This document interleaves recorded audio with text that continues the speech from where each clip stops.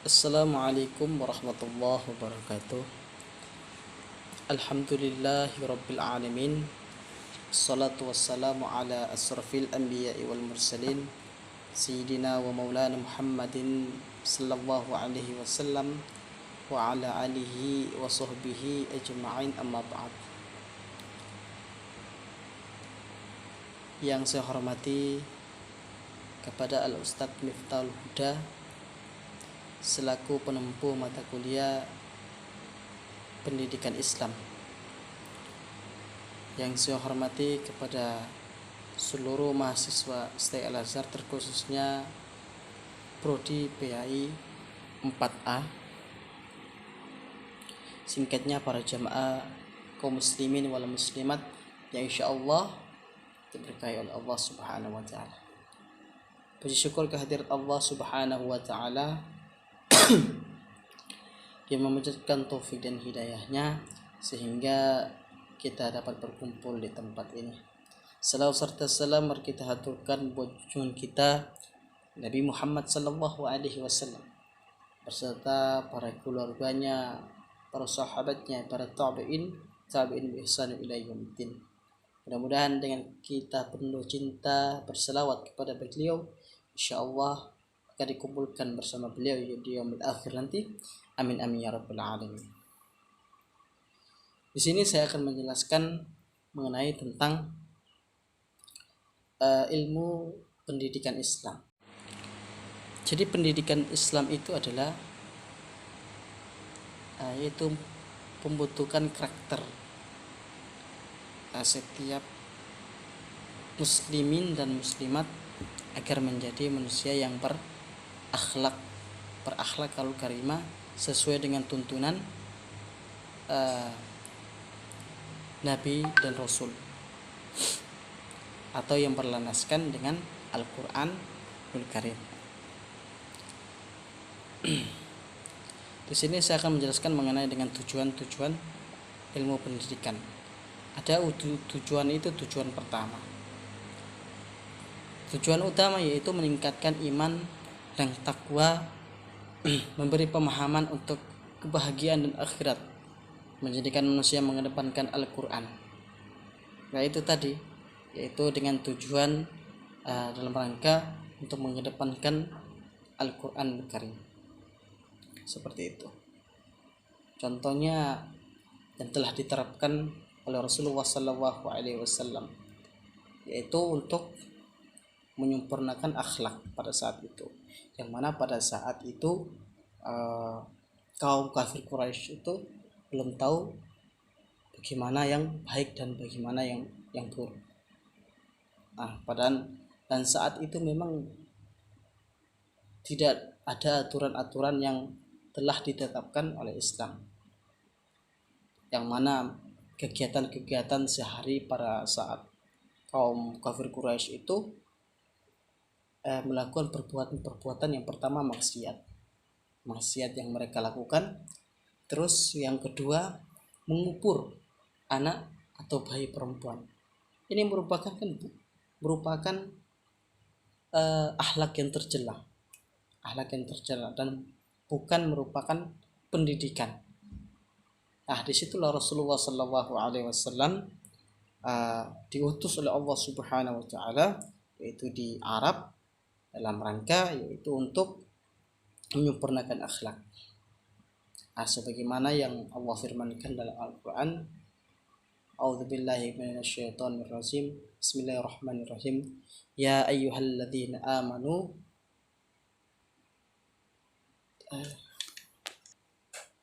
sebagaimana Allah berfirman dalam Al-Quran yang berbunyi, A'udzubillahi minasyaitonirrajim, Laqad kana lakum fi rasulillahi uswatun hasanah liman kana yarjullaha wal yawmil akhir wa dzakarallaha katsiran.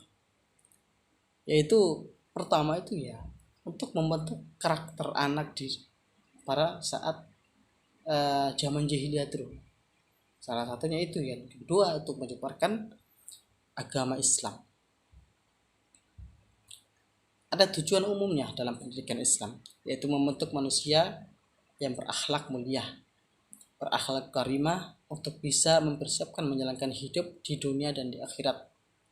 Bisa mempersiapkan diri untuk mencari rezeki secara profesional, menumbuhkan semangat ilmiah dalam mengkaji agama Islam dan nilai-nilai Islam. Setelah itu ada tujuan khusus atau memperkenalkan seputar agama Islam dan ajaran-ajaran kepada pelajar.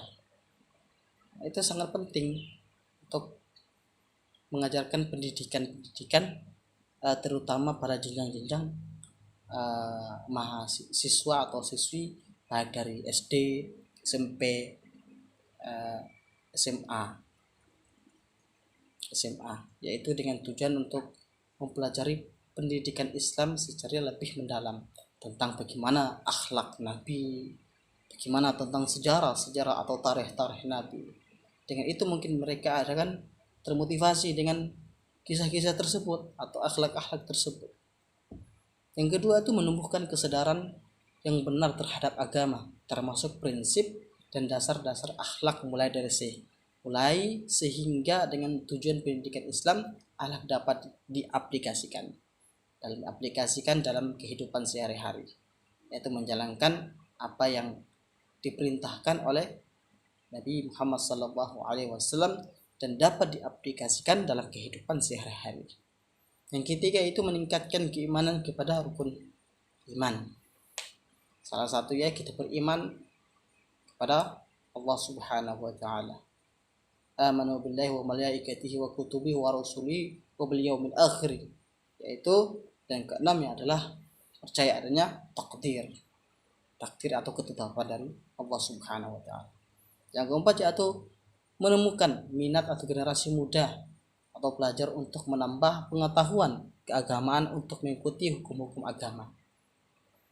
Menanamkan rasa cinta kepada Al-Quran serta memahami dan mengamalkannya. Memahami dan mengamalkan dalam kehidupan sehari-hari. Jadi Al-Quran itu merupakan pendidikan juga. Jangan hanya kita membaca, akan tetapi kita itu harus mengamalkan apa yang diisi Al-Quran tersebut. Yang keenam yaitu menumbuhkan rasa bangga terhadap sejarah kebudayaan Islam. Yang ketujuh menumbuhkan rasa optimis terhadap diri, tanggung jawab, menghargai kewajiban, tolong menolong dalam hal kebaikan dan ketakwaan. Yang kedelapan yaitu membersihkan hati dari sikap hasad, dengki, malas, dan sifat buruk lainnya. Nah, itu merupakan salah satu memang pendidikan. Bagaimana kita belajar agar menghindari dari perbuatan-perbuatan yang telah disebutkan seperti tadi. Pendidikan tidak hanya terbatas di sekolah, tetapi pada alam semesta juga terdapat nilai-nilai pendidikan. Dan alam semesta juga merupakan bagian dari pendidikan. Pendidikan Islam diartikan sebagai usaha pendewasaan manusia. Pendidikan tidak hanya dari sekolah, tapi juga alam semesta yang digambarkan di dalam Al-Quran. Menurut bahasa Arab, pendidikan itu berasal dari kata tarbiyah, ta'lim atau ta'dib atau tazkiyah.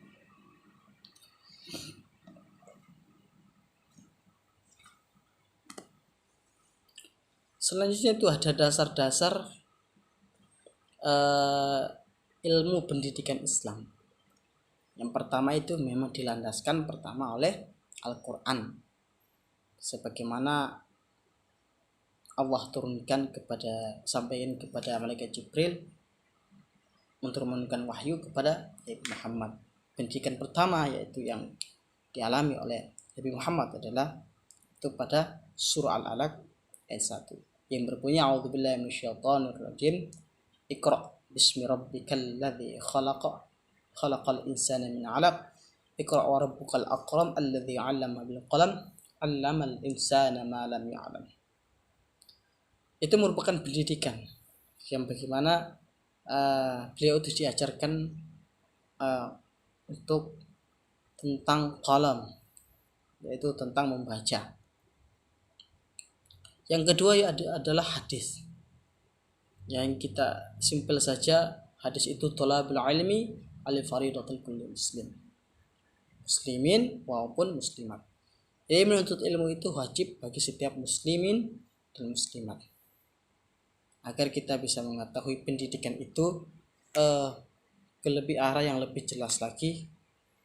Yang ketiga yaitu adalah ijtihad atau kesepakatan antara ulama. Yang keempat adalah pemikiran Islam atau disebut dengan qiyas. Jadi pendidikan Islam itu disebutkan bukan hanya dari aspek di luar saja, akan tetapi ada 4 aspek yang harus diketahui. Yang pertama adalah aspek yang terkhususnya pendidikan dalam keluarga.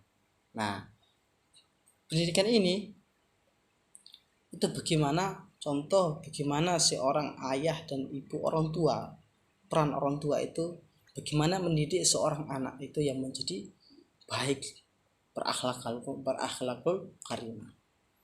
Atau bisa saja diceritakan tentang kisah-kisah Nabi atau sejarah Nabi yang memang tadi yang saya sebutkan tadi, supaya anak itu memang termotivasi dengan namanya pendidikan Islam. Yang kedua yaitu lingkungan. Lingkungan itu bisa terjadi tergantung pada diri kita.